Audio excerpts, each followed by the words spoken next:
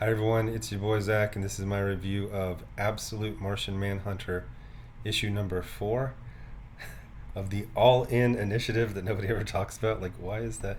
It's the Absolute, right? What's the difference between the Absolute and All-In? I don't get that. But anyway,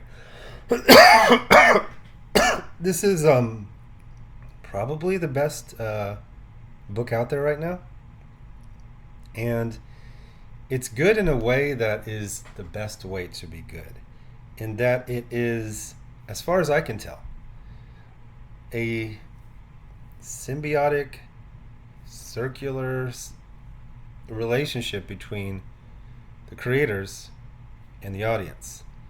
And it's basically each side saying to the other, I trust you. I trust that you're going to have the intelligence to understand this. I trust that you have the empathy to give it a try.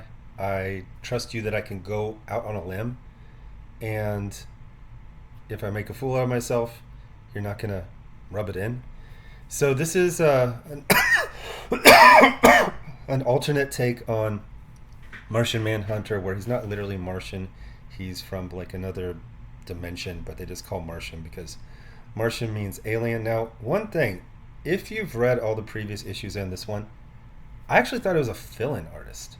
Am I crazy? It's like the same artist, but it looks a little bit different and better. And all the previous issues have been good. This one delves more into the marriage, although I will say the marriage is still the weakest part of this because it's just a cliche, angry wife. And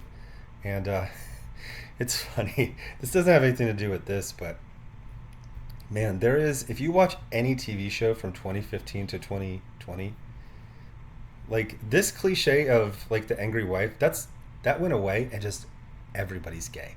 Like it again, has nothing to do with this book. It just made me think about this. Like every time I'm watching a show, you can tell when it gets into that time frame because suddenly like every storyline, half the characters are gay. Now they've gone back to characters like this in TV shows. So we get a little bit more about this in marriage. Again, it's the worst part of, well, how do I say this? The least good part of it. It's cliche, whereas the rest of it totally isn't. And one thing I kept thinking about, especially some of this visual extravaganzas, is I'm pretty sure the writer has talked about doing drugs, and I don't think you can write this story without doing drugs. It's not an endorsement, of course, but it's just one of those things where, you know, you ever look at your hand? Like it's basically that, the comic book, but better. So there's a one point here where they get in this block war, and it's just,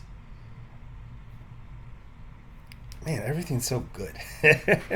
And this is the problem right now. Things are so good that I'm behind on like everything.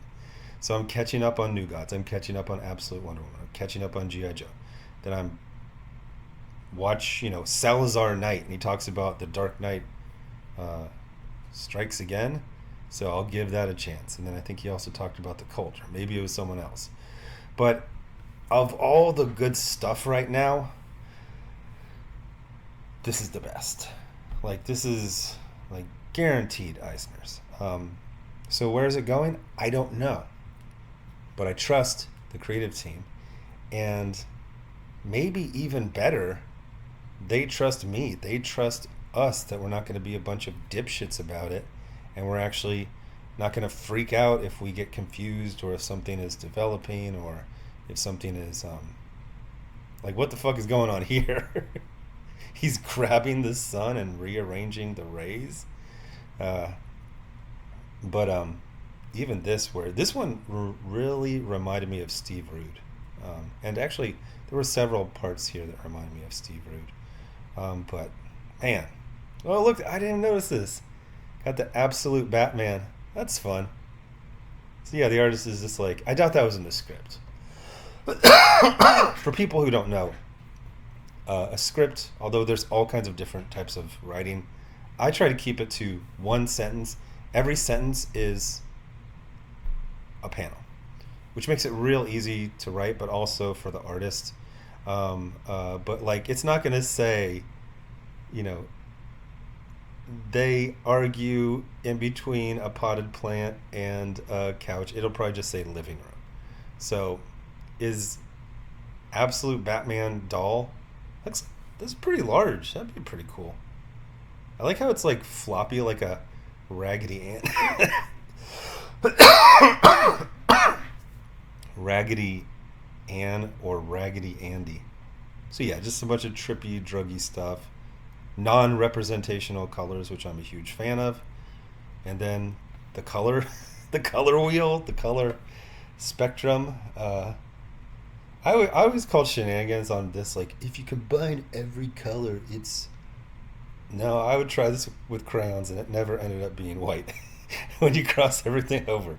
But just great stuff. This is... I got some pushback when I was like, this is better than it's been in a long time. It's like, okay, this is better than comics have been. I mean, actually, early 2000s, they were pretty good. So let's say 20 years. 20 years? And I mean, you're getting stuff like this every single week. Now, this is the best book out there.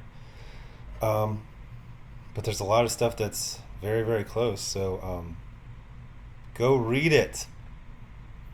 I'm shaking my fist. Go read it.